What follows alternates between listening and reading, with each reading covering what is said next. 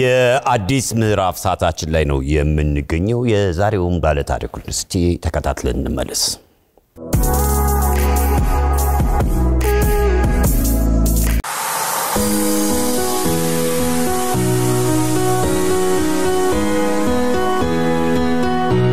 ስሜ ሳራ ብራኑ ይባላል ተወልጄ ያደግኩት ጎሮ ሰፈራ የሚባል አካባቢ ላይ ነው እድሜ 19 ነው እስከ 10ኛ ክፍል ተመረያለሁ ስማሬ ነበር እስከ 10 ነው እናትና አባቴ እናቴ ስሟ ዘውዴ ነው እና በዛ በመኖርበት ሰፈር ውስጥ ከእናትና ከአባቴ ጋር እየጠበቅን ነበር የምንኖረው የሰው ቤትና ረጅም አመት ተጠብቀናል እዛ ቤት ውስጥ ወደ 20 ምናምን አመት ተቀምጠናል 6 ቤተሰቦች ነን እና ሁለት እህቶች አሉኝ አንድ ወንድም አለኝ እና እናቴ ልብስ በማጠብ ነበር የምታስተዳድረን ሰው ቤት እየተመላለሰች ነበር የምታስተዳድረን እና አባቴም ደግሞ ጥበቃ ነበር የሚሰራው እንደዚህ እየሰሩ እናቴ በቃ ማለት ለኔ ጥሩ እናት ነበረች አባቴም እንደዛው እና በቃ እናቴ 2008 አካባቢ ላይ ታመመች እና ታማ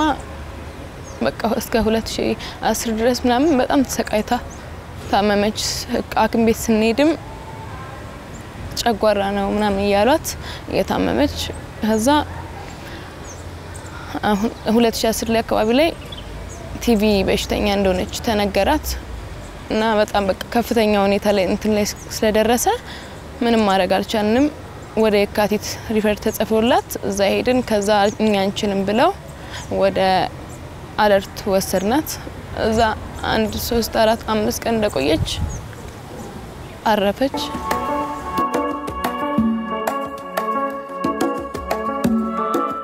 ከዛ በኋላ ከአባታችን ጋር ነበር የምንኖረው እና እሱም ብዙ በቃ ስለተጎዳ ብዙም ስራ ስለሌለው እንትን ያለ ጥበቃ እየሰራ አስተዳደረ እና ወደ በቃ ወደ 2014 አካባቢ ላይ እሱም አቃተው እሱም ደግሞ ህክምና ስንታከም ስንመረመር እሱ ቲቪ በሽተኛ እንደሆነ ተነገረው እና እሱ ተከታተል ተብሎ ሽሮ ሜዳ እየሄደ ይታከም ነበር ከዛ ታክሞ አቃተው ምንም እኛን ማስተዳደር አቃተው በሽታው እንትን ያለው ያስተኛው ቤት ውስጥ የሚበላ ምንም አልነበረንም ጭራሽ ከዛ እንደዛ ያለን የሆነ ሳለ በቃ እኔ ምንም 10ኛ ክፍል ስገባ ምንም ማለት አልቻለም ተውኩት እስከ ሴሚስተር ተምሬ ተውኩትና ስራ ጀመርኩኝ ሰው ቤት ተመላላሽ ጀመርኩኝ ልብስ ማጠብ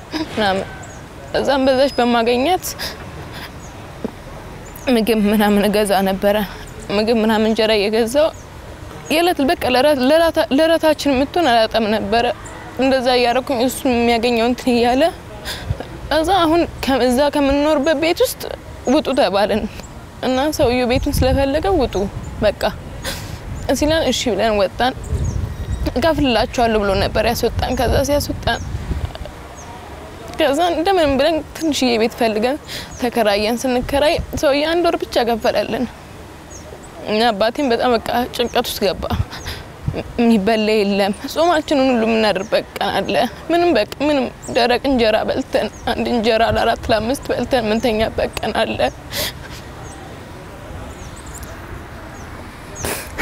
ከዛ እንደዛ ያረግን ደምንም በቃ እኔም ከሰዎች እየጠየቅኩኝ የሰው እየሄድኩኝ እንጀራ ስጡኝ ያልኩኝ ዘይት አለቀብኝ ስጡኝ ያልኩኝ እንዲህ ያልኩኝ ወንድሞቼና እህቶቼ የድሮ ሰፈራችን ሄደው ምግብ ቤት ውስጥ ስላልነበረ ምንም ነገር ስላልነበረ እኔም ሰርቻ አልወጣሁም እና እሱም እዛ ሄደው እንትን ይያሉ እየበሉ ምናምን ይመጣሉ እና እኔም ወይ አባቴ በቃ ጾማችን እናራለን ቤት ከገባ ምንም ስለማይኖር እዛ ሄጄ ስመጣ ወደ 6 ሰዓት አካባቢ ላይ እነሱ እዛ ሄደው እኔ ስመለስ ሞቷል አሉኝ እና እኔ በቃ ምንም ማመን ያቃተኝ ምክንያቱም እሱ ሁሌ የሚለው ራሱን አሳቀለ በቃ እኔ ሁሌ የሚለው ነገር ነበር እኔ ቸግሮኛል ምንድነው ማረጋው ይለ አረ ችግር የለም እኔ ባለች ነገር እንጀራን ብትሆን ያለችን እንገስተን እንበላለን ተው ስለው አይ አሁን ደከመኝ እና በሽታው እየጠናበት መጣ በጣም ማለት ነው እና እንደዛ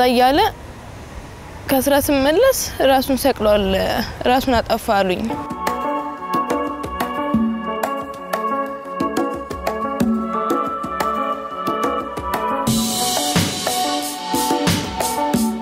አባታችን ከሞተ በኋላ አራት ልጆች ነበርን አራታችንን ቀረን አራታችን ስንቀር እህቴም 20 አመቷ ነው እና ትንሽ እየሰራች ናም ታስተዳድረን ነበር ሲያቅታት ጠፋች በዘይት እንደሄደች እንትናናልናትም ከዛ በቃ እኔም መስራት ጀመርኩኝ ቡና መስተንግዶ ተቀጥሬ መስራት ጀመርኩኝ አሁን ያስተናገርኩኝ ምን ያልኩኝ 1000 ብር ነው የወር ደሞዜ እና አሁን ደግሞ በቃ በጣም ደግሞ የሚከብደኝ የቤት ኪራዩን አልቻልኩትም የቤት ኪራዩ ምግብ ለለት እንኳን ምትሆነኝ ከጎረቤት ሄጄ አንድ እንጀራ አምጥቼ አበላቻለሁ በርግጥ ግን አባቴን እንደሞተ አካባቢ ተሰብስቦ ተሰጠኝና ቤት ኪራይ ከፈልኩት ሙሉን ከፈልኩት ምክንያቱም እሱ ነው የሚጎዳኝ 2500 ብር ነው ከፍለው እና እሱን ከፈልኩኝ አሁን ደግሞ ጭራሽ አልቋል እሱም በቃ ወራችን አልቋል እዛ በቃ አሁን ስራም ያጠራቀምኩ ነው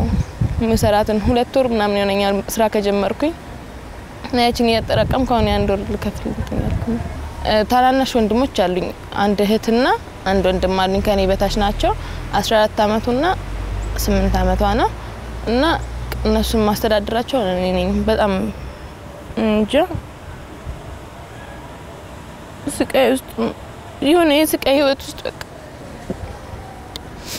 መኖር ለኔ ሁሉ መኖር እስኪከብደኝ ድረስ እኔም ገና ይሄን ያክል እንደዚህ ነገር ውስጥ ገባለሁ ቢያስ በላቅም ግን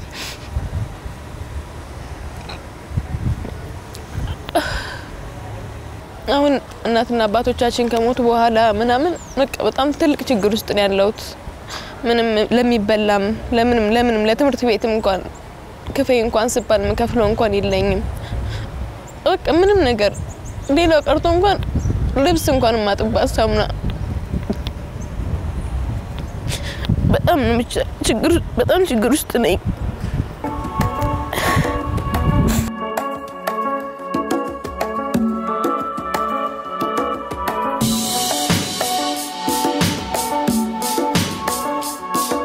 እኔ ምንም ስራ ቢሆን እሰራለሁ ስራ አልንቅም ግን አሁን በቃ ይሄን ቤት ኪራይ የሚከፍልልኝ ብቻ ይሁንልኝ እኔ የምሰራው ነገር ቤት ኪራዩን ከፍሎልኝ ለነዚህ ልጆች እንጀራ ገዝቼ ማበላበት ብቻ ይሁንልኝ እንጂ ስራ እሰራለሁ ምንም ቢሆን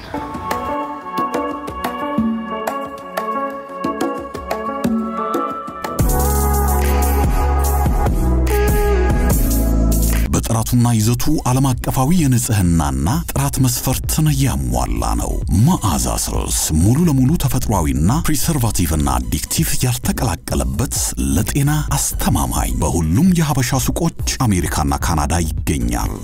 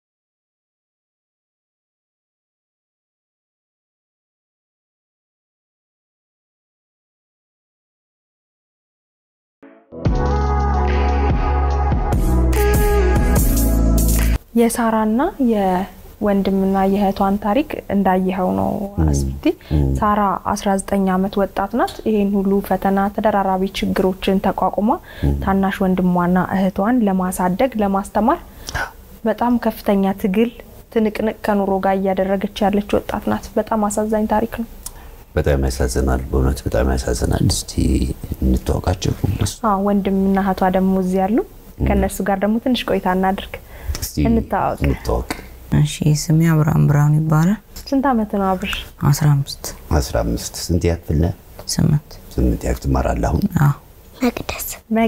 መቅደስ ስንት አመትሽ ነው 8 አመትሽ ነው ትማሪያለሽ አንቺ ስንት ያክል ነሽ አንደኛ እንዴት ነው አሁን እየኖራችሁ ያላችሁ እህታችሁ እንደምታሳድጋችሁ ነግራናለች ቤት መተናይተናችሁ ነበርና አኗኗራችሁ ምን ይመስላል እንዴት ነው የምትኖሩት እህታችን ስራ ስትሄድ አንዳንዴ ጎረቤት ጋር ትምርት ከሌለን ጎረቤት ጋር አስቀምጣ ምናምን ነው የምትሄደው እና በጧት ነው የምትወጣው ወደ ስራ እናትና አባትህ በህይወት ይያሉ ታስታውስ ነበር ምን አይነት የኑሮ ሁኔታ ላይ ነበራችሁ ያኔ እነሱ በህይወት ይያሉ ያኔ አሪፍ መካከለኛ ህይወት አሁን ምንድነው የጎደለባችሁ ቤት የቤት ኪራይ ቤት መቅደስ ምን ለምን ነው የምትፈልጊው ስታድጊ አስተማሪ ለምን መሆን ፈለግሽ አስተማሪ ደስ ስለሚልሽ ምን ትምርት ነው ማስተማር የምትፈልጊው ሂሳብ አባት ራሱን ሲያጠፋ አንተ የት ነበርክ ጎረቤት ነበር ምን ያደረክ ነበር እሱስ መጀመሪያ በሰላም ቁጭ ብሎ ነበር እስቲ ሁኔታውን በደንብ ንገረን ጧት ላይ ትንሽ ይተክዝ ምናምን ነገር ነበር ከዛኛ ወደ ምሳ ሰዓት ምናምን አካባቢ ጎረቤት ሄደን 12 ሰዓት ምናምን ተመለስ ተሰቅሎ ነበር ያገኝ በሩ ምናምን ዘግቶት እንዴት ከፈትከው አንተ ናይ ታግዬ ምናምን የከፈትኩት ምንም ጨለማ ነገር ነበር ቤቱ መብራቱን ሳበራ ኳላይ ነበር እርዳታን የጠየቅኩት ተገራዮቻችን ካጠገብ ተገራይ ነበሩ ጎረቤቶች ከዛ እርዳታ ምናምን ጠየቅናል ደረሰችልን ከዛ ፖሊስ ምናምን ጠሩ ምን አይነት አባት ነበር አባት አሪፍ ነበር ከሱ ይልቅ ለኛ ነበር የሚያስበው አንቺ ታስታውሻለሽ አባትሽን ከዛሱ ከሞተ በኋላ ምን አይነት የኑሮ ውጣውረድ ገጠማችሁ አባታችሁን ካጣችሁ በኋላ አባታችን ካጣን በኋላ ከባድ ነው ብቻ አባታችሁ ካለፈ ስንት ጊዜው ነው ወር 40 ምናምን አልፎት 40 አልፏል ቅርብ ጊዜ ነው ማለት ነው በቅርብ ጊዜ ነው ስለዚህ አሁን ለወደፊት ምንድነው ምኞት ላንተና ለእህቶችህ ምን ማድረግ ታስባለህ ምን ቢሆንልን ትላለህ ቢሆንልን ምለው ቤት ብናክ ቤት ይመክር ነበር ያጫውት ነበር ስለ ትምርት ምናምን ያወራይ ነበር እንደጎብዝ ምናምን በምን ያክል ጊዜ ርቀት ነው እናትና አባታችሁን ያጣችሁት 5 አመት ነው የ5 አመት ልዩነት ነው እስቲ እናታችሁስ ምን አይነት እናት ነበረች እሱን ጉሊት በመሸጥ ነው ብዙም ስለሷ ማስተዋል እንግዲህ በርቱ ጎበዝ ልጆች ናችሁ በጣም ትምርትህን እንደምትወድ እሷም ጎበዝ ተማሪ እንደሆነች ሰምተናልና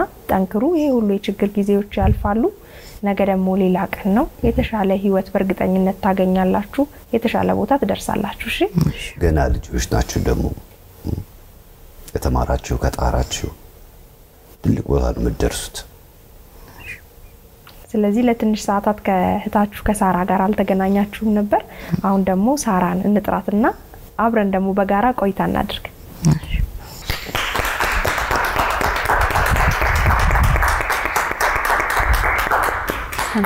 እንዴት ነሽ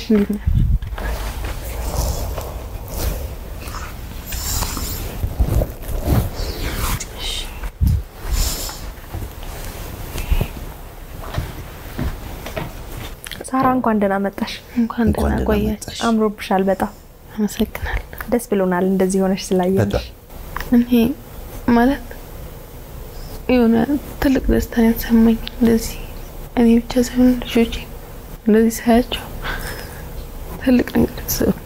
ትልቅ ደስታ የተሰማኝ ልጆቼ ነው የምታያቸው አይዞሽ ሳራ በጣም ጠንካራ ወጣት ነሽ አንቺ ገና 19 አመትሽ ነው ትልቅ ኃላፊነት ነው ህፃናት ልጆችን ማሳደግ ደግሞ ተቀብለሽ ብቻሽን ማንንም ይረዳሽ ሰው እንደሌለ እናቃለንና ይሄንን ጊዜ እንዴት እየተቋቋምሽ ነው ያለሽ?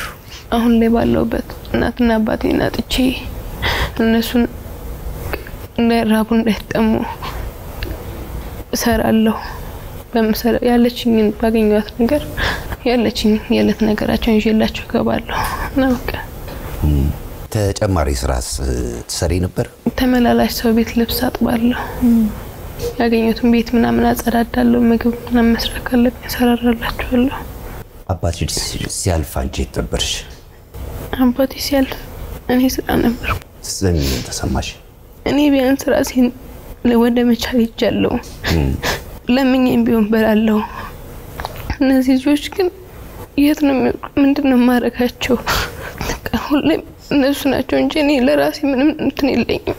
እነሱ ናቸው ለኔ እንትኖች። እሱም ይደሰታል ብዬ ነበር ስራ የገባው ትምህርቴን አቁሜ። ግን በቃ ገና ስራ ከመጀመሪያ እሱን አጠነክራለሁ ብዬ እሱ ሲሄድብኝ ወደልኩኝ። ምንም አቅሜን ያጣሁት። ምን ይልሽ ነበር? እሱ በቃ አንቺ ስሪ አትማሪም ይለኛል። አይ አንተ እንደዚህ ሆነ። እሱ ደግሞ ታማሚ ነው። አዎ አንተ ታመህ እንዴት ነው እኔ የምቀመጠው ቤት ውስጥ? እንዴት ነው የምማረው? ስራ በሰራ ይሻለኛል። ስራ ስሰራ ደስተኛ ሆነ። ያንስ ለነዚህ ልጆች አንድ እንጀራ ሁለት እንጀራ ይዤ እገባለሁ። ደስተኛ ሆነ። ከዛ በቃ እንደዛ እሱ ደስተኛ እንደነበር ነው የሚነግረኝ። እኔ ስራ ስጀምር ትምህርቴን ማቆሜ ቢያስከፋውም ስራ ስጀምርለት ግን ደስ አለው። የቤት ክራይም ስላለብን ደስ አለው። ግን ሳምንት አልቆየም። እኔ ስራ ከገባሁ ሳምንት አልቆየም ለዚህ ነገር ሲያደርግ እና በጣም ሳራ ታላቅ እህት ነበረች አይደል? ነበረች። የት ደረሰች እህትሽ? እሷ በቃ የኛን መጎሳቆል ስታይ ማለት እኛ ምንም ነገር እንዳጣን ስታይቻችን ለምንም እንደሌለ ነገር ስታይ እሷም በቃ የራሷ አማራጭ መርጠሽ ወጣች ከቤት እና በቃ የራሷ ኑሮ መኖር ጀመረች። ወጣች። የት እንደምኖር በብዛት እንደዚህ በእንትን አናውቅም። አድራሻውን አታውቁም? አጠይቃችሁ? ምን ያህል ጊዜ ሆናችሁ ከተለያያችሁ? ከሷ ጋር በቃ አባቴ እንደሞተ አካባቢ ትንሽ ጊዜ አብራን ሆነች። ከዛ በኋላ ተለይታ ሄደች። እስቲ ስሟ ማን ይባላል? ምናልባት መታየን ከሆነ ስሟ ትግስት ትባላለች። እንግዲህ ከሷ ጋር እንደምትገናኙ ተስፋ እናደርጋለን። አንቺ ለብዙዎች ጥንካሬ ምሳሌ መሆን የምትችይ ልጅ ነሽ። ታናናሽ እህቶችሽን መያዝ ማስተማር እነሱ የጎደላቸውን ነገር ለመሙላት መጣጣር በጣም ትልቅ ነገር ነው። ኃላፊነትሽን በሚገባ በዚህ እድሜሽ እየተወጣሽ ያለሽ ነሽና በጣም ልትደነቂ ይገባል። በዚህም ደግሞ ደስ ይበልሽ። እሺ ልትኮሪ ነው የሚገባው። አይዞሽ። ስለዚህ ዛሬ እኛ ደግሞ ወደ አዲስ ምዕራፍ የምትሸጋገሩበትን ስጦታ እንሰጣችኋለን። ኢቢኤስ ቴሌቪዥን የ6 ወር ቤት ኪራይና የልብስ ማጠቢያ ማሽን ያበረክትልሻል። እዛው ጎን ለጎን ትሰሪ። ሌላው ደግሞ በተጨማሪ ሰፈራችሁ የተለያዩ በርካታ ሰዎች የሚኖሩበት ስለሆነ ከልብስ ማጠቢያ ማሽኑን ቤት እየሰራሽ ውጪ ደግሞ የቺፕስ መጥበሻ ማሽን ገዝተን ብንሰጣት ትሰራበታለች ብለን ስላሰብን የቺፕስ መጥበሻ ማሽን በስጦታ አበርክተንልሻል ከኢቢኤስ ቴሌቪዥን። ከዛ በተጨማሪ ደግሞ በደረሰባችሁ ችግር ምክንያት የስነ ልቦና እርዳታ እንደሚያስፈልጋችሁ በማመን ኢቢኤስ ቴሌቪዥን የስነ ልቦና እርዳታ እንድታገኙ ያመቻችላችኋል። ሰብስጥልኝ በጣም አመሰግናለሁ። ወይቶሽ እንዴ ነው በየምናገረው አይደለም የስሜት ስልስታ ፈጣሪ ብድራችሁ ይክፈላችሁ። እግዚአብሔር ይስጣችሁ። አሜን። ታግዛታለህ አይደለም? ትረዳታለህ፣ ጎኗ ትሆናለህ። ከትምህርቱ ጎን ለጎን አዎ ትምህርትህንም ጎብዘህ በመማር ጠንካራ በመሆን ለእህትህም ደግሞ ነገ የተሻለ ቦታ ደርሰህ እንድትደጋገፉ አደራሽ። አዎ ታናሽ እህትህንም በማስጠናት እሺ። አንተ ደግሞ አደራም መረከብ አለብህ። እሺ ስለተደሰታችሁ ስለሳቃችሁ በጣም ደስ ብሎናል በጣም ታሪካችሁንም ደግሞ ስላካፈላችሁን በጣም እናመሰግናለን በእርግጠኝነት ነገ እኛና እናንተ የተሻለ ቦታ እንደምንገናኝ ሰርታችሁ ተለውጣችሁ ሌሎችን ሰዎች ደግሞ የሥራ ዕድል የምትፈጥሩ የምታግዙ እንደምትሆኑ ምንም ጥርጥር የለንም እናመሰግናለን በጣም እናመሰግናለን እግዚአብሔር ይስጥልኝ አይዟችሁ እግዚአብሔር ፈጣሪ ከእናንተ ጋር ይሁን አሜን የዛሬው የአዲስ ምዕራፍ ፕሮግራማችን ይህን ይመስል ነበር እሁድን በኢቢኤስ አሁንም ይቀጥላል በድጋሚ መልካም ቆይታ ይሁንላችሁ